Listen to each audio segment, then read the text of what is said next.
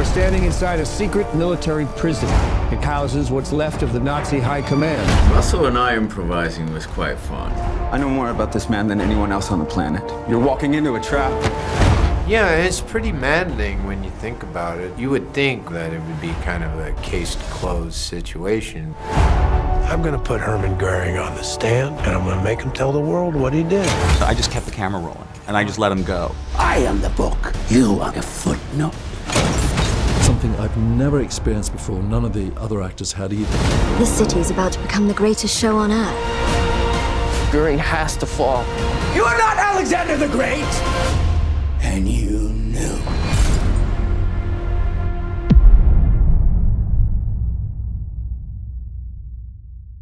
Guys, I had so many goosebumps throughout this movie, throughout so many scenes. I know you yourself, you're a bit of a history buff. Did you know too much about the Nuremberg Trials and specifically this fascinating story between the psychiatrist, Göring, and the translator who makes this all possible? Among I think a lot of people, was pretty unaware about the Nuremberg Trials. So I learned a lot. I think it's a gift for everyone to be enlightened on some of these fascinating conversations that happened sort of after the war had quote unquote ended. I remember watching Judgment at Nuremberg as a kid, oddly, but I was a Montgomery Clift fan, so I had seen that, and I studied World War I history and poetry from the wars, and so I've always gravitated to this subject matter. So I thought I knew, but I did not know about these conversations that the psychiatrist was having with the 22 Nazis. And so that was a character that I was thrilled to play. I chased that character, and it was because of the importance to history, and I thought I could possibly do something unusual with it and go toe-to-toe with of course, the great Russell Crowe, but also be working alongside Leo and this incredible cast as well. The way I came to this was through a book proposal by a man named Jack L. High for The Nazi and the Psychiatrist, the book he ended up writing that the movie's based on, but it was only 5 or 6 pages. But it was that story of Kelley and Goring and their relationship in the cell, and that's the thing that drew me into this. It was, the trials themselves, I thought I knew something about, and then when I began researching it, I realized how little I knew about it and what really went on behind the scenes. But I always sort of felt for the film, I really wanted to tell an emotional story and not just a procedural one. Sir, I'm a good psychiatrist, but this might be a little bit beyond my area of expertise. I'm gonna put Hermann Göring on trial. He's the face of the Nazis now. As he falls, so do they all.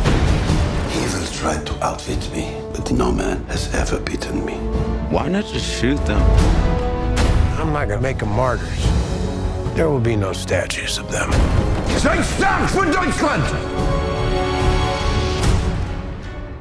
One of the biggest things that dawned on me as I was watching the film was, despite what I thought I knew about the Nuremberg trial, just how difficult this prosecution was going to be. What astonished me was that up until this point, in 1946, there had never been a war trial, because it was always under the banner of what happens in the theatre of war stays in the theatre of war, that whether you're on the winning side or the losing side, the blanket excuse is always that you're following orders. And in this case, the Americans spearheaded and said, we have got to have a proper trial and people have got to be accountable for their actions. There was no case law written. There'd never been an international tribunal like this before. And one of the things I think that's wonderful is, too, they also said very quickly, it can't just be the US doing this or Great Britain doing this. It has to be all of the allies. We have to get the French on board. We have to get the Russians on board. And nobody was really talking to the Russians at that point. It was sort of the beginning of the Cold War. So the idea that this had to be international, this had to be a coalition. And, that so many people didn't want it to happen. Churchill and Roosevelt had a standing kill order for the Nazi high command. They were supposed to be executed within 48 hours of being arrested. So there was so many obstacles stacked against the legal team and yet they end up making the trials happen. And then Michael Shannon's character, this is absolutely true, takes a leave of absence from the U.S. Supreme Court, travels to Nuremberg, and becomes the chief U.S. prosecutor. Yeah, it's pretty maddening when you think about it. I mean, you would think that it would be kind of a case-closed situation, but that's the law, you know. The law is very exacting, and I suppose ultimately, in the grand scheme of things, that's for all our benefit, that you can't just say, oh, you're a bad person, and you're going to get punished. You have to be very specific about all of it, but it can drive you crazy. I mean, I think you see even in my performance that it's kind of driving Jackson crazy, how difficult it is to just say what should be abundantly obvious. And of course, what's so fascinating is all of this is recorded. Yeah. You had a plethora of footage to go off. How did that aid you in not only developing your character, but how did that aid the entire cast with this film? Well, Eve Stewart, the production designer, had recreated the Nuremberg Trial courtroom to within, it was exactly to the centimetre recreation of that from all the records that they have. Because one of the unique things about the Nazi regime is that they documented every single thing, every person they murdered, every move that they made. So the mountain of evidence is undeniable. And as a resource, you can't even imagine the bureaucracy of it, of death, I suppose. So when you're in that courtroom, your feeling of authenticity and that your responsibility as an actor to be as accurate to the trial as possible, especially because the living relatives of the people that you're playing are still alive, you feel the weight of that. And of course the resource of YouTube is that you can go and see the actual trial and go, that's how he walked, that's how he sounded, and that's where they stood. So it's a real gift. They rebuilt that courtroom to wire it for sound. They put in those lights so the film cameras had enough exposure. Do you know what I mean? So it was built to be documented, and so there's so much material on it that it was wonderful for me, but almost overpowering, that there's so much stuff to look into. And there's so many stories related to the trial that, that are incredible. And, for me, I love research. It's sort of where I gain my confidence as a writer and as a filmmaker. So I love to dive into that. But I thought I was just telling the Kelley Goring story. And then as I started researching and I learned about Robert H. Jackson, who, and I'm an American, I'd never heard of him, and I think he's a hero. He's a U.S. Supreme Court justice. And all of the work he did to make the trials happen when so many countries didn't want them to happen. For me, I thought they were a foregone conclusion, The Allies win the war, we all put the Nazis on trial together, and then we went home. And the actual story of how it came to be is, as you know, so different than that. And it was so difficult for them to achieve that. And so for me, at first I thought, oh, my story's over here in the cell. But then I went, oh, I think it's really actually in here in the courtroom too. And then I read about Howie Trias, the translator, Leo Woodall's character, and I went, oh my gosh, my story's over here too. So it's like, as a writer, it was wonderful, but also terrifying because it just kept growing and growing and growing and growing. But I think that's the wonderful thing about this movie, ultimately, too, is you get to follow these different points of view and these different characters, and the stakes are different for all of them. Let me see your hand! It's Hermann Göring. You're their second in command. Dr. Kelley, can you tell me what I'm doing here? I couldn't say, Doc, I'm just a translator. Translator for what? We'll see. I will have, as you say, my day in court. I know more about this man than anyone else on the planet. You're walking into a trap. You want to know why it happened here? Because people let it happen. Was it always going to be Russell Crowe as the Reichsmarschall? It was. I mean, I didn't write it with any actors attached to it, but Russell was my first choice, and I was so lucky to get my first choice. I sent it to his agent. We didn't know each other. I sent it to his agent, and his agent called me, and he said he read it, he likes it, he's in. And I said, oh, great, okay. So when I'm going to get on the phone with him, and I'm going to tell him about how I want to shoot it, and he goes, no, he read it, he's in. I understand that you allowed for a little bit of improvisation between Rami and Russell. What did you think that would add to their performances? I always sort of feel like you really want, especially with, two guys who have Academy Awards for Best Actor, if they have an idea, you should probably try it. Doesn't always mean it'll work. It doesn't always mean it will make it into the film. But the easiest thing you can say as a director is, let's try. Let's explore that. And that's the joy of it to me too. It's the fun of it. It's finding the truth of the scene on the day together. So there were times where they would be absolutely word perfect and not change a comma. There were times where when we did the Rorschach test. Yeah. I just kept the camera rolling, and I just let him go, because it was the first time that Göring speaks English in the film, and so they were able to, and Rami would just show him pictures, and Russell would respond. Russell and I improvising was quite fun. I mean, especially with ink blots, because you can read anything into an ink blot, and that provides for a very, very much of a back and forth, yes and situation, and. I think that happened early on with Russell and I, so we were able to establish this kind of candor and acknowledge the mischievous side between the two of us, the charm that they both wanted to exude. It was a certain tete-a-tete of who could be more intoxicating, and of course, Hermann Göring was quite an intoxicating character that. Douglas Kelley was inevitably enamored by, especially as a psychiatrist. He was trying to dissect evil, and he had such conviction to do so. So when he discovered this banality of evil, I think he was really thrown, and he could see these people as human beings, and that's what he equated them to, and I think that's inevitably what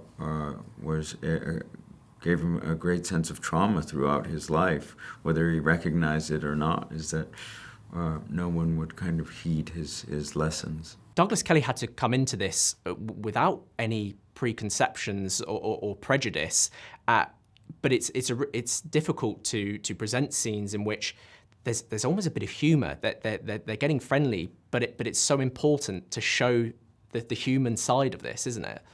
It is. I also think they're using humor as a weapon a little bit, too. Okay, yeah. And I think when you meet someone and you want to get to know them, you want them to like you, maybe you make a joke to disarm them, or maybe so. And I think both of them are doing that with the other one. They're both trying to, get over on the other one. They're both trying to con the other one a little bit. Kelley, being an amateur magician, for me, was a really interesting factoid that I sort of latched onto, and I went, oh, okay, so this is someone who's used to sleight of hand, who's used to making you look this way while he's doing something here, and so he's going to use that to get at Göring. And Göring's going to use his charm and wit, because Göring was notoriously a charming individual, which is not what you think of when you think of a Nazi, but he was. He's going to use his charm to try and get something out of Kelley. And so I think it's a little bit of both men trying to probe each other and get something out, and they use humor to do it. Doctor, no man has ever beaten me. Very sure of yourself. This will be the trial of the century. I'm gonna make him tell the world what he did. Get him to admit to signing those orders, and you'll have him. 1,200 camps? What am I supposed to believe that you didn't know? Is that just correct? You believe him?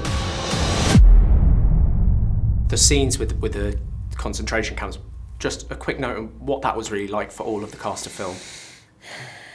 I mean, it was like, when you watch the film, and the way it's cut into the film, where there's no music, there's no, you sit there and it's the sort of longest, hardest 7 minutes.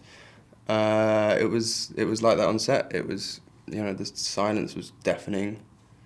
I think if the camera wasn't on you, then you weren't in the room, because Jamie wanted us all to see it for the first time. I think we all wanted to do that too. It was kind of, it was an out of body experience in the worst kind of way. James, the director, had said, we're going to show the actual footage from the liberation of the concentration camps, which is all black and white, narrated by an American soldier, and that he described what it was going to be, but didn't want any rehearsal or any of the things so that people get, this is the 10th time I've seen it today. And he had multiple cameras on everybody's for their reactions. So that was, you can't kind of get it out of your memory once you've seen it. When I, got this wonderful cast together, I sort of said to them, listen, I know you love to research things, do me a favor, don't watch the footage. It's out there. I know you're going to look at the trial is all the trials on YouTube. Anyone can watch it. Don't watch the footage, because on the day, I want that to be fresh for you. And so on the day, we brought in 4 cameras, and we pointed them each one at one of our lead actors. And there are 300 background actors. And they knew what we were going to be watching, but I went out and I explained it to them, and I said, this is going to be a tough day, but I think it's really important. And we had a moment of silence, and then we showed the film. And we really showed it. We brought in a projector and put it up on the screen so that they could experience it in the same way that their characters did in the film. And it was a really hard day, but a really powerful one. Did you feel like any of your preconceptions about the trial changed once you had filmed?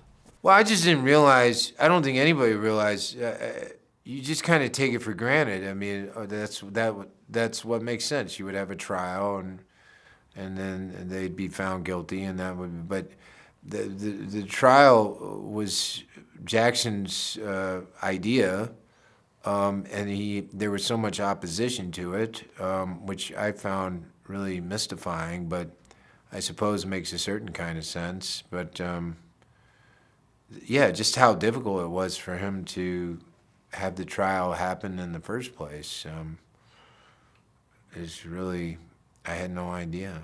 And it's just kind of maddening when you have a situation where someone obviously is guilty, but you have to get them to say just the right thing. And if you don't, there's a chance they'll get away with it. But I mean, you still see that to this day. People getting away with the craziest stuff all over the world. It was the risk of the trial that Göring absolutely believed, and right up until the 11th hour thought that this misinterpretation of final solution, which was an interpretation thing, and he said it was the complete solution of having 6 million Jews to emigrate and evacuate out of Germany rather than be in concentration camps and gassed to death. The risk of that not being pulled off is something that none of us were really prepared for. Why do you think it's so important that we tell this story now in this way? In this way, it's interesting. I thought 13 years ago when I started writing it was timely, and I certainly think it's timely now. And I think, unfortunately, it's going to be timely in the future, But I think it is important to look backwards in order to go forwards. And I think we forget the past at our peril. And I think there's a lot of hope in this movie. There's some dark stuff in it too, but there's a lot of hope in the idea that there was a time where the world kind of came together to do the right thing, even though the right thing was a harder thing, and choose justice over vengeance. Well, it's such a powerful film and a huge legacy, and you guys are part of that legacy. So well done. Thank you for taking the time. Appreciate it.